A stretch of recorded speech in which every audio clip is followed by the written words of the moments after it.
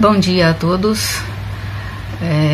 Quero saudar a Peniel e a todos os irmãos e a todos que estejam podendo estar presente nesse momento da nossa lição bíblica.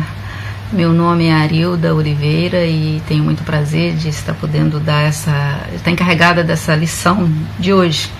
Um abraço a todos e que Deus nos abençoe e nos aperfeiçoe na sua palavra e que a sua graça esteja sobre todos nós, que nos ajude na compreensão e entendimento da sua vontade, porque a palavra do Senhor é vida, nos fortalece, nos salva, nos justifica.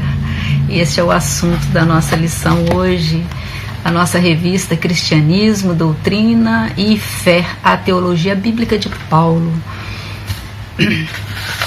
O apóstolo Paulo, que evangelizou, como nós vimos no estudo do livro de Atos, evangelizou toda a Ásia Menor, e como nós vemos em Romanos, lá no capítulo 15 de Romanos, vemos que Paulo pretende ir para Roma porque na verdade ele está querendo ampliar e procurar outras partes para continuar levando o evangelho, que é o poder de Deus, para salvação. Então ali Paulo diz que ele quer ir até Roma, não é? Era um projeto dele de ir a Roma, e dali ele ia à Espanha, olha só. Então nós vemos aí, depois da terceira viagem dele, no capítulo 15 de Romanos, ele comenta que ali ele já, ou seja, ele conclui que ali ele já tá tudo evangelizado, as igrejas estão ali, não é, naquela região toda ali da Ásia Menor, que é a Galácia, não é? Ali tem Éfeso, tem todas aquelas igrejas que nós estudamos e vimos que Paulo fez nas 3 viagens dele, e na última viagem, quando ele retorna, né, para Jerusalém, e o projeto dele é dali ir para Roma. Isso não acontece assim tão rápido, que nós sabemos que ele vai preso, vai para Cesareia, fica lá uns 2 anos, e na verdade quando ele vai para Roma ele vai preso, né?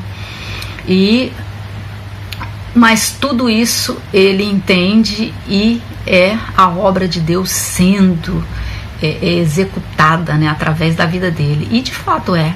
Então nós vemos aí que Paulo trata dessa questão do justo, da justificação, como o ser humano, né, ele pode, como uma pessoa pode ser justa diante de Deus. O que é que justifica o ser humano, que pode salvar o ser humano? Temos aí, né, o nosso versículo inicial, aí, a abertura, que está em Romanos, Romanos 5, 2 e 1, que diz: justificados, pois, mediante a fé, temos paz com Deus, por meio de nosso Senhor Jesus Cristo, por intermédio de quem obtivemos igualmente acesso pela fé a esta graça, na qual estamos firmes e gloriamo-nos na esperança da glória de Deus. Então nós vemos aqui a carta aos Romanos, que é uma exposição do Evangelho, onde o apóstolo Paulo, nessa carta, essa carta impactante, e que ao longo da história nós temos visto o impacto deste livro, né, na vida de tantas pessoas, né, de Lutero, de Agostinho e de vários grandes momentos da Igreja de Cristo aí ao longo desses 2000 anos. E Paulo trata aqui da condição do ser humano, de todos, capítulo 1, capítulo 2, e ele vai falando, vai expondo a falha, o pecado do ser humano e a impossibilidade dele estar diante de Deus, seja o gentio, seja o judeu, nenhum deles tem condição de estar na presença de Deus, de ser justificado, de ser perfeito, de ser puro. E desde as escrituras do Antigo Testamento nós percebemos isso, essa questão da necessidade do homem, do ser humano, da pessoa ser justificada. Tanto é que no culto judaico estabelecido, desde lá do deserto, percebemos, e o ensino. Paulo trata disso nas suas cartas, ele trata o tempo todo dessa questão da lei, da graça, da justificação. E ele o tempo todo ele está incansavelmente dizendo que não tem como, não é a obra de Cristo, como aqui está, justificados, pois, mediante a fé. Temos paz com Deus, por meio de nosso Senhor Jesus Cristo. Então, não há espaço para que se possa estabelecer algum rito, algo que nós possamos fazer, ou que seja naquela época de Paulo, seja em qualquer época. E Paulo lidava e combatia muito isso. Nós vemos em toda a história dele, ele enfrentando a questão do judaísmo dentro das igrejas. Vemos a autoridade dele questionada, vemos como ele trata disso. Isso é o que acontece com os Gálatas, né? A carta aos Gálatas trata disso. Ele chamou insensatos Gálatas, não é? Onde ele trata exatamente dessa questão das obras, que pelas obras ninguém será justificado. Inclusive na nossa revista está aqui, né? Logo aqui na abertura também já tem. É porventura a lei contrária às promessas de Deus? De modo nenhum, porque se fosse promulgada uma lei que pudesse dar vida, a justiça na verdade seria procedente de lei, mas a Escritura encerrou tudo sob o pecado, porque mediante a fé em Jesus Cristo, para que mediante a fé em Jesus Cristo fosse a promessa concedida aos que creem. Então Paulo argumenta dentro das Escrituras, dentro da Bíblia dos judeus, a Escritura, a lei, os profetas, ele fundamenta a questão da justificação, a questão da obra de Cristo, como em Gálatas mesmo, no capítulo 4, versículo 4, ele diz: vindo, porém, a plenitude do tempo, Deus enviou seu Filho em forma de homem. Conforme nós podemos ler, está aqui, ó, Gálatas 4:4. Gálatas 4:4. Sim. Gálatas, cadê Gálatas? Aqui, Gálatas 4:4. Vindo, porém, à plenitude do tempo, Deus enviou seu Filho, nascido de mulher, nascido sob a lei, para resgatar os que estavam sob a lei, a fim de que recebêssemos a adoção de filhos. Então, nós vemos aqui que Cristo é a plenitude da obra de redenção, é a manifestação, é o ato de Deus que nós vemos lá em João, né, 3,16. Deus amou o mundo de tal maneira que enviou seu Filho unigênito, seu único Filho, para que todo aquele que nele crer não pereça, mas tenha a vida eterna. Então tudo se encerra, toda a possibilidade, toda a vida, toda a salvação, toda a comunhão com Deus, todo o retorno a Deus é só por meio do sacrifício, da obra de Cristo. Não há espaço para outra situação, para que possamos ter dúvida com relação a isso. No entanto, Paulo debateu muito isso. Paulo encontrou muito isso em todos os lugares. No caso dos Colossenses, por exemplo, na carta aos Colossenses, Paulo trata disso também. Por quê? Porque ali ele combate muitas coisas que estavam acontecendo lá no meio, né, no meio desse povo. Ali ele trata tanto da questão do gnosticismo, ele trata do legalismo, do misticismo, do ascetismo. Nós vemos isso nos Colossenses capítulo 1 e 2, né? Diz que Paulo está tratando. Por quê? Porque ele não poderia de maneira nenhuma vir a não se manifestar com relação a isso, algo que estava entrando dentro da igreja. Paulo alerta o tempo todo aos presbíteros, aos pastores destas igrejas, que não podem de maneira nenhuma fazer concessão com relação a isso. Então, eu gostaria de ler a respeito da graça salvadora, né, na nossa lição, que a nossa lição, o primeiro ponto dela fala da graça salvadora, e o item 2 trata da justificação pela fé, e o lugar das obras é o que trata esta lição, né?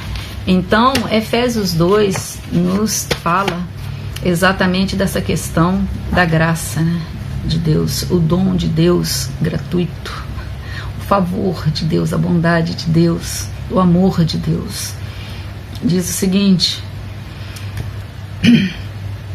Ele vos deu vida, estando vós mortos nos vossos delitos e pecados, nos quais andastes outrora, segundo o curso deste mundo, segundo o príncipe da potestade do ar, do espírito que agora atua nos filhos da desobediência, entre os quais também todos nós andávamos outrora, segundo a inclinação da nossa carne, fazendo a vontade da carne e dos pensamentos, e éramos por natureza filhos da ira, como também os demais. Mas Deus rico em misericórdia, por causa do grande amor com que nos amou, e estando nós mortos em nossos delitos, nos deu vida juntamente com Cristo.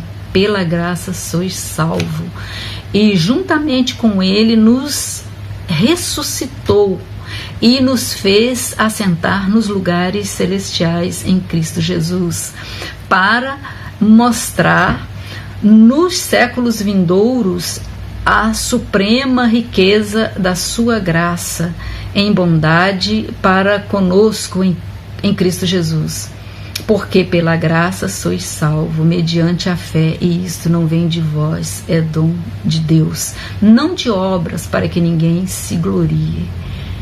Então, nós vemos aqui que Paulo trata da questão da condição do ser humano completamente caído, completamente destituído da presença de Deus, né?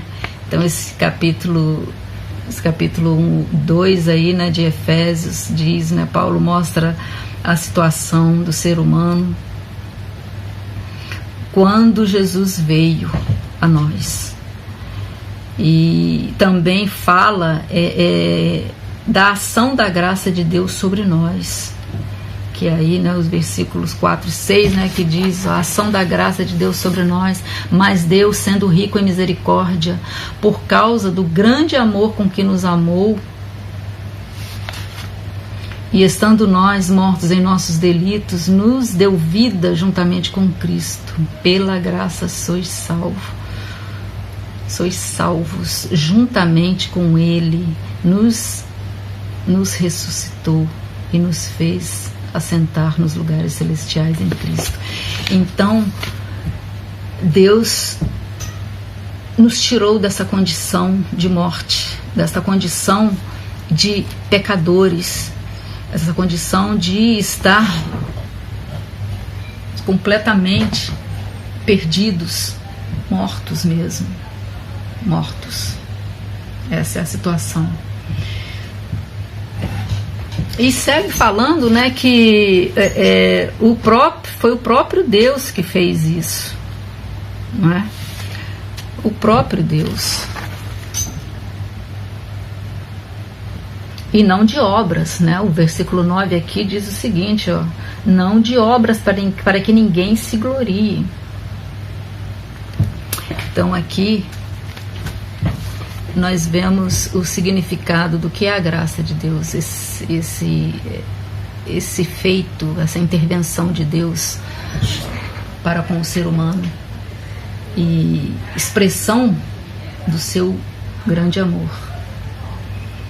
E isso é maravilhoso. Então, não há margem para que nós tenhamos dúvida, ou para qualquer pessoa que venha a ter dúvida e venha a debater que, eu preciso, é necessário fazer algum ritual. E essa questão da graça, ela está clara desde a antiguidade. Paulo usa, né, exatamente, ele trata do assunto dentro das Escrituras. Ele não cria algo, ele não traz algo que só ele pensou. Não, ele vem trazendo o próprio conhecimento do que Deus já falou, do que Deus revelou, do que Deus deu pelo povo de Israel, não é? Com relação à justificação em si, nós temos a questão de que não é por mérito, que é exatamente a questão da graça. Se a graça é um favor imerecido, então como podemos pensar em mérito, né? O Paulo enfrentava muita questão do judaísmo dentro da igreja lá no início, porque era a questão de que os judeus, muitos achavam que tinham que continuar praticando os rituais judaicos, né? Ou seja, a circuncisão, a guardar as festas, a alimentação. Isso era a característica do preceito religioso judaico, do judaísmo.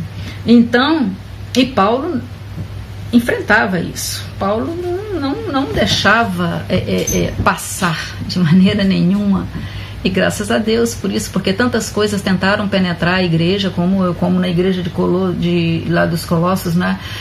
A gente vê ele falando na questão do agnosticismo, a questão do misticismo, do ascetismo, do legalismo, que é a questão do judaísmo, essa questão de que você tem que cumprir os preceitos judaicos, né, para que você também esteja justificado, para que você esteja em paz com Deus.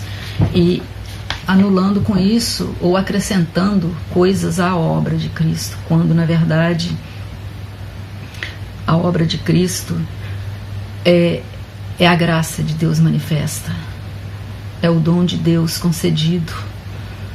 Deus expõe a todos a sua misericórdia, não é? Manifesta em seu Filho. Como sabemos que Cristo é a manifestação do próprio Deus, é o Filho de Deus enviado. E então a questão da justificação, que, por exemplo, nós podemos ver em Romanos, nessa carta, né, tão intensa, como também o nosso versículo da nossa lição, né, de Efésios também, ainda falando de Efésios, né, porque pela graça, né, sois salvos mediante a fé, isso não vem de vós, é dom de Deus. Já está expondo aqui a questão, entrando na justificação, na verdade. Esse texto, ele aborda todo esse conjunto.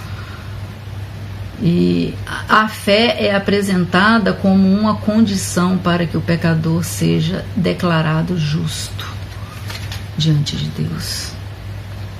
E é isso que parece tão complicado e que muitas pessoas, lá desde a época do apóstolo Paulo, entendem que então, se é pela fé, não há necessidade de mais nada, é simplesmente falar que crê em Jesus e pronto.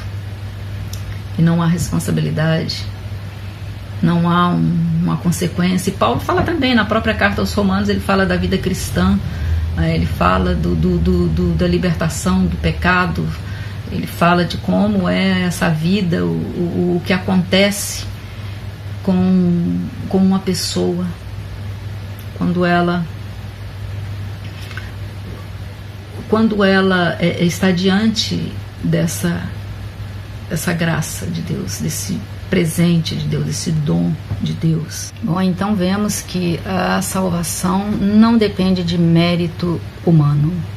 Em Romanos ainda 3, versículo 21, nós lemos, mas a partir do versículo 21 diz o seguinte: mas agora, sem lei, se manifestou a justiça de Deus, testemunhada pela lei e pelos profetas. Justiça de Deus mediante a fé em Jesus Cristo, para todos e sobre todos os que creem. Porque não há distinção, pois todos pecaram e carecem da glória de Deus. Sendo justificados gratuitamente por sua graça, mediante a redenção que há em Cristo Jesus, a quem Deus propôs no seu sangue como propiciação mediante a fé, para manifestar a sua justiça, por ter Deus na sua tolerância deixado impune os pecados anteriormente cometidos, tendo em vista a manifestação da sua justiça no tempo presente, para ele mesmo ser justo e o justificador daquele que tem fé em Jesus. Então, não é mérito de nenhum de nós. E nem nos tempos antigos foi mérito. No capítulo 4 de Romanos, nós vemos que Paulo trata da questão de Abraão. E ele está falando de Gênesis 15:6, onde Abraão é justificado, onde a fé de Abraão é imputada por justiça. E não havia ainda a lei. Foi depois disso que vem a questão da circuncisão. E Abraão foi pela fé também. Em Gálatas, está na nossa lição, na carta aos Gálatas, onde Paulo também trata muito dessa questão da justificação, porque os judeus estavam querendo dizer aos Gálatas que eles precisavam cumprir os preceitos da religião judaica, ou seja, precisavam praticar a circuncisão, precisavam guardar o sábado, guardar as festas e a alimentação também. Então eles estavam querendo dizer que era necessário isso também. Então Paulo trata também na carta aos Gálatas, ele trata disso, né? Ele diz que de modo nenhum existe essa questão e que possa haver algo, que alguém possa vir a cumprir a lei, não é? Os preceitos, né, do antigo Israel, né?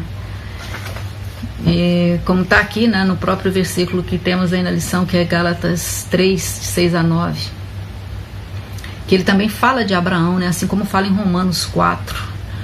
Ele fala aqui também de Abraão, é o caso de Abraão que creu em Deus e isso lhe foi imputado para a justiça. Sabei, pois, que os da fé é que são filhos de Abraão. Ora, tendo a Escritura previsto que Deus justificaria pela fé os gentios, prenunciou o Evangelho a Abraão: em ti serão abençoados todos os povos, de modo que os da fé são abençoados com o crente Abraão. Então veja que, ao contrário do que os judeus pensavam, Abraão foi justificado por fé, pela fé, muito antes da lei, muito antes da circuncisão. E essa questão é defendida por Paulo veementemente, com grande sabedoria, com grande inspiração, né, da parte de Deus. Então, essa questão da salvação realmente é uma dádiva de Deus para com o ser humano. É a providência de Deus, e que através do seu Filho, do seu sangue derramado, nos justifica, nos imputa justiça pela fé que temos em Cristo Jesus, como diz em Romanos 3, como diz aos Gálatas, e como é dito também em tantas outras partes das Escrituras, nas cartas do apóstolo Paulo, onde ele fundamenta todo o seu desenvolvimento, todo o seu entendimento, tudo que Deus lhe concedeu, não é, para explicar essa questão da salvação. E olha que foi necessário, porque isso estava em todo lugar. Paulo debatia muito isso. Todo lugar que ele chegava, ele estava lidando com isso. Imagina a igreja, né, surgindo naquele tempo, nova, havia de tudo, havia o paganismo, havia o judaísmo. Então era necessário realmente ter a direção e a inspiração do Espírito Santo, né, sobre a vida dele. E assim foi, como temos visto, não é? Como temos visto aí também essa lição para os nossos dias, para que não venhamos a achar que precisamos estar preocupados, eu pensar em ter que fazer isso ou aquilo, cumprir tal ritual, fazer algo além da comunhão com Jesus Cristo, nosso Senhor, o nosso Salvador. Que essa é a grande dádiva presente, a vida eterna. É vida que Deus nos concedeu em seu Filho. É o seu grande amor, o seu grande amor, o grande amor de Deus, o grande amor de Deus.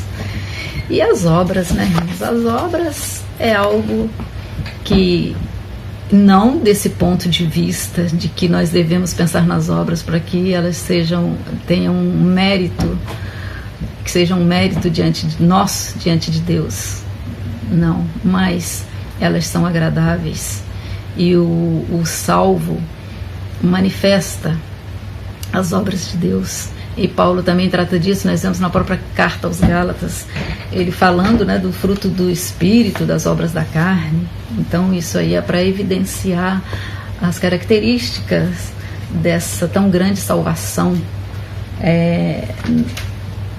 na vida, né, de uma pessoa que foi tirada da sua condição de morto, que foi ressuscitado, que foi tirado das trevas para a luz, para o reino da maravilhosa luz do Filho de Deus. Então, tem as obras, e a própria revista que diz, né, e nós sabemos que tanto no ensino de Jesus e dos apóstolos, do apóstolo Paulo, a questão do amor, a questão do perdão, a questão de nos preocuparmos uns com os outros, intercedermos um pelos outros, da consolação, do encorajamento e da edificação de uns, né, de nós mesmos, do nosso semelhante. Paulo se preocupou com isso, praticou isso na sua vida, incentivou isso, como, por exemplo, se preocupar com os necessitados,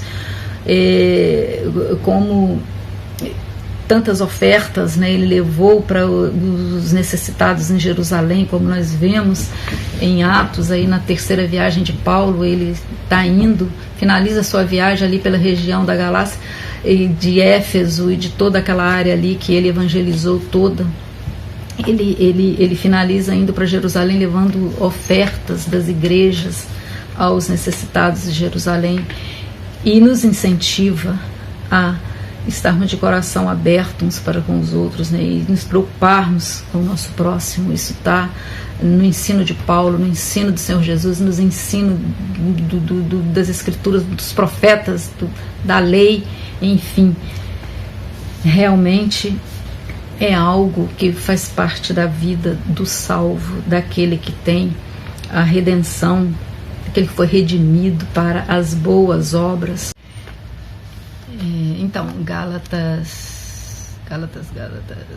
Efésios 2:10, que diz o seguinte: pois foi Deus quem nos fez o que somos agora em nossa união com Cristo Jesus. Ele nos criou para que fizéssemos as boas obras que Ele já havia preparado para nós.